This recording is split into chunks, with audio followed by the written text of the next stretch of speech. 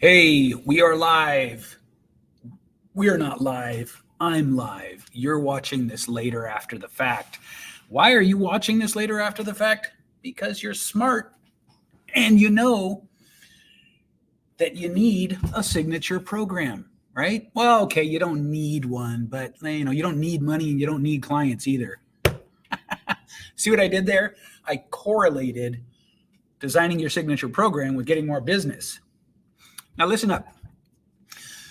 There's so much noise in the space about signature program. What does your program look like? How do you create a program? Is my program any good? I'm going to put all of that to rest for you right now.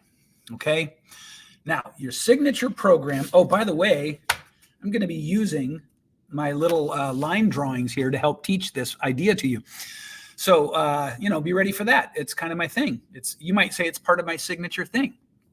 But here's what you need to understand about a signature program.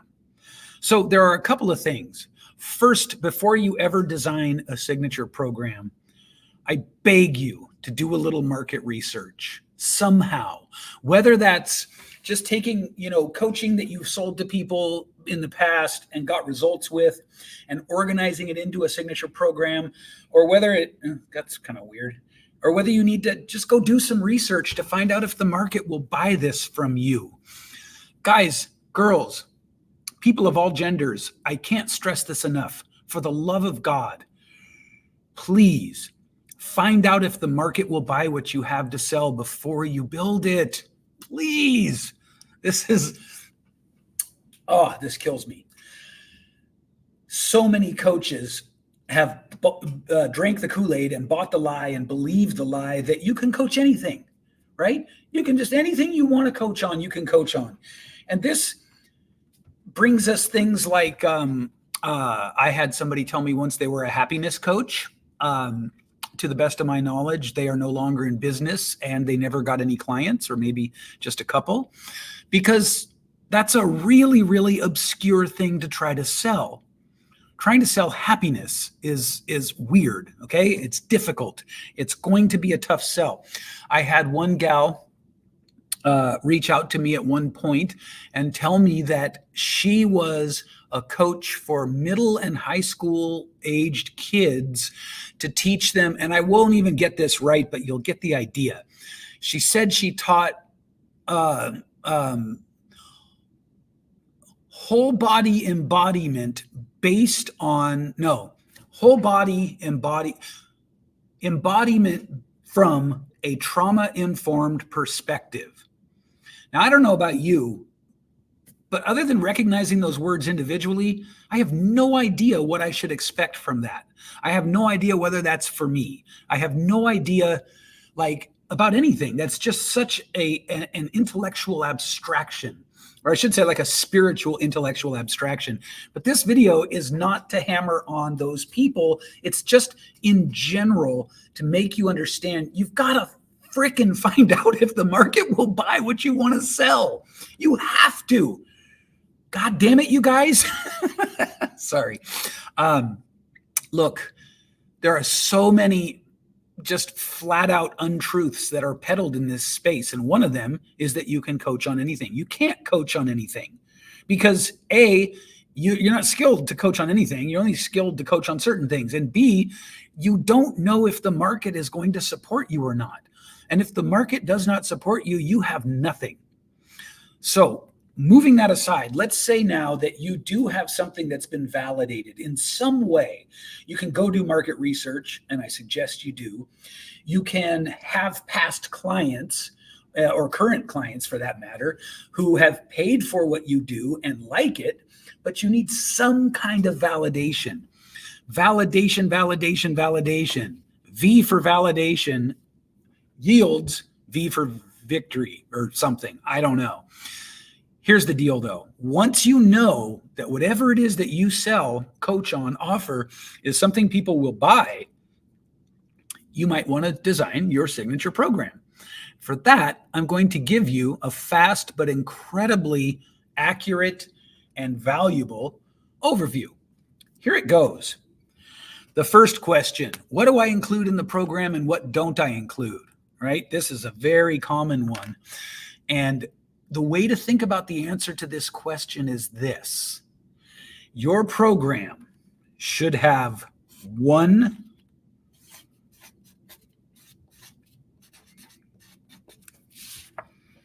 outcome. One outcome. If you're trying to explain to me what you do and you need a bunch of commas in the explanation, it's too busy. It's too complicated.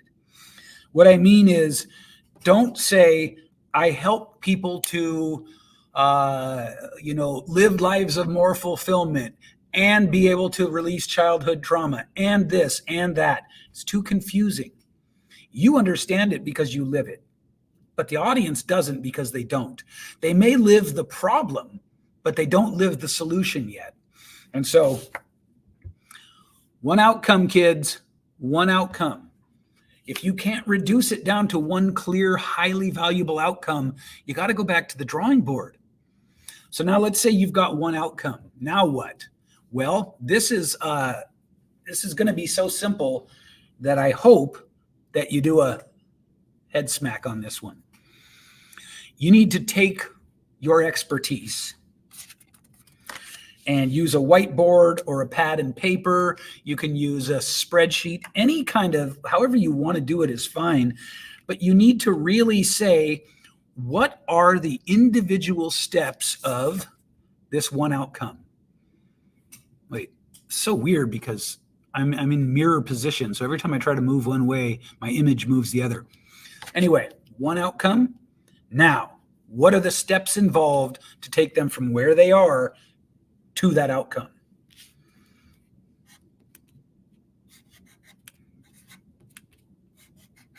Hang with me here. I know this isn't my typical video, but I want you to stick with me here for God's sakes, because this will really help you. Now, it doesn't have to be 4, but the idea here is I'm organizing my outcome, the deliverables. What do I train on in a stepwise fashion? Step 1, then step 2, then step 3, then step 4, and on and on and on. And literally, like I said, just go to a whiteboard, go to a pen and paper, go to a spreadsheet. I don't care how you do it. You have to get it out of your head and into a stepwise list. Think of it like this. You're basically making a to-do list of steps, okay? A to-do list of steps. Step 1, step 2, step 3, step 4. Step 1, enroll in Manny's Client Creation University and learn how to master organic marketing. Step 2, attend the calls. Step 3, implement the work I give you. Step 4, bring your results and questions back to the class. That's just one example, and it is an example from, that is my Client Creation University. It's a real thing. By the way, not to plug it, but if you want to learn about the Client Creation University, I'm going to have a link at the bottom of this page for it. You can just go right there and check it out. If you want to enroll, you can. And check this out. 100%, no questions asked, money back guarantee if you're not happy, and no long-term commitments. It's pretty dope. So let's review. You need to have one outcome. One outcome. It needs to be validated. You need proof that the market wants this thing. Now that you've got one outcome, you go to your whiteboard or your whatever, your pen and paper, whatever it is, and you really have to do some thinking here. You got to sit down and think. What is step 1? What is step 2? What is step 3? What is step 4, 5, 6, 7, 8? I don't recommend in most cases having more than 9 or 10 steps, but don't live and die by that, okay? Okay, so now you've got your steps, and you need to think this through. So once you get your steps, go back and ask yourself, what happens if they don't do step 1 and go to step 2? What happens if they don't do step 2 but go to step 3? Will it create friction for them? If it does create friction to skip a step, you probably have them in the right order. Let me say that again. Stop the tape here or the whatever. Pay attention to this. If you go back and you evaluate, you say, what happens if they skip this step and go to the one after it? Will it work for them? If the answer is no, then you probably have things in the right order, right? Because let's face it, you don't get to be an Olympic athlete just walking in off the street. You've got to go through stepwise training process. It's the same for your signature program. You got to have a stepwise training process, and each step needs to be built off of the steps below it. Does that make sense? Good. Now that you've got your steps, you go back in and you break down each step. And as much as you can, hold it in your mind that you're talking to someone who doesn't know your process. So be clear, use simple language wherever possible, use calls and teaching, but you've got to make sure that you understand that these are people who don't know what you're doing and will have questions. They'll need to be led clearly and confidently from step 1 to 2 to 3 to 4 to the outcome. So now that you've got each step broken out, you have to go in, and this part, no one can do this part for you unless it is done for you. And what I mean is you could pay someone to do this for you, but this is the hard part. You go in and you say, how do I teach each of these steps? And you have to remember that your audience probably doesn't know anything about it. You have to do it from that kind of perspective. So make sure it's simple, clear, easy to follow, and make sure that they understand that each step leads to the one after it. What I mean is you can't just go from 1 to 4 without everything falling apart. And if you can, then do you really even need 2 and 3 in the first place? So you see, it's a process of getting the ideas out where you can see them, organizing them such that they deliver one potent outcome, one outcome that your clients want and need. And as a marketing best practices sort of a pro tip, the value of the outcome should be about 10 times or more the price that you charge. That's just a kind of a rule of thumb. That doesn't apply to everyone, but it's a great place to sort of start your thought process on value. So now, what do we have here? We have, hold on a second, bear with me.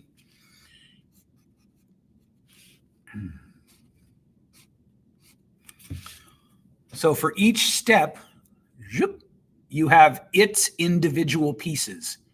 You would repeat this from 1 to 2 to 3, on and on and on. And those individual pieces also need to be organized in a sequential fashion. Okay. So let's assume that you're the rock star and you take this video that you're watching now and you really dig in and you're replaying it and pausing it and doing the work and doing the work. You're going to come out with a program that is, frankly, really nice. It's going to look great. It's going to feel great. It's going to have flow. It's going to be easy to understand. So to review before I move on, one outcome, and that outcome should be at least 10 times more valuable than whatever you're charging for it in the perception of the people you're selling it to. One outcome. Then you take your expertise, right? This is like what goes into creating this outcome, and you put it somewhere you can see it. Again, I like whiteboards. I like anything where I have to write it with my hands, right? I don't like typing as much.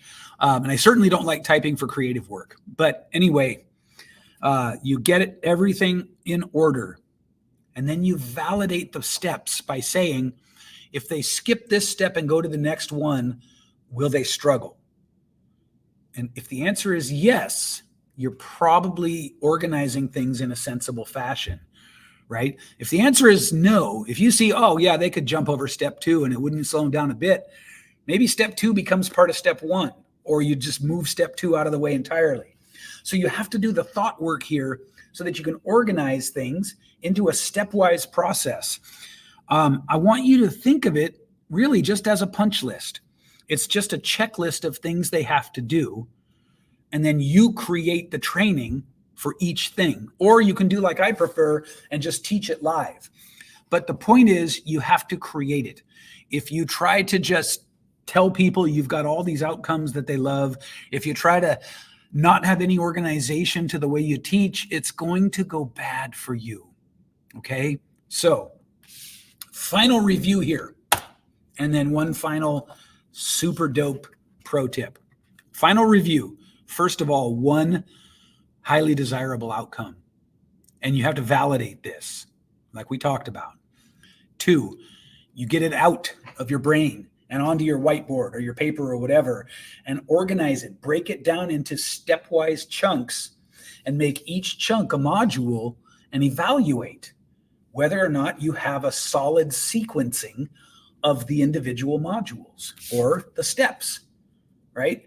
And so once you've got it and you say to yourself, if I went from 1 to 3, would I stumble or not? And again, if the answer is yes, then you're probably doing it right. I know that's a little confusing, but what it means is if you find that there are steps that won't matter, get rid of them, right? People are not going to buy your program because it has so much content. This is a huge mistake that people make. They're going to buy your program for a number of psychological reasons, but one of the most important of those reasons is they want the outcome. You have to remember that. It's about outcome for people. So now you've got everything, right? You've got your one super valuable outcome. You've got your expertise sort of spread out in front of you, and you've organized it into modules.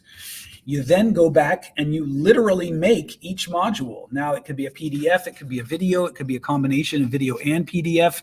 You could do audios. It doesn't matter how you make it. Although some people like some ways of learning better than others. But for now, don't even worry about that, and just get it out and organized. Once you have it out and organized, decide how you want to make it. Are you going to write it? You're going to record it? Whatever.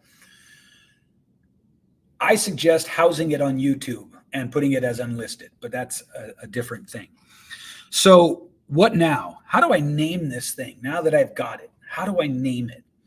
Well, there's a very simple, simple but not easy way to do this, which is to think of an acronym that you like that matches what you're doing, right? So if you're a mindset coach, your acronym could be MIND, or it could be THINK, or whatever, right? Just make it relevant somehow. And then you have to go back and reverse engineer, like, how do you fit the steps into the acronym? And so, like for me, I have 3 different trainings on how to write your signature story and how to present it as a public speaker. And so I realized early on that to be a great public speaker, you really need 3 things. You really need body language, you really need vocal tonality, and you really need to know how to tell a story. And so with that in mind, here are the 3 acronyms I created to create that course. And I'll show you how it works.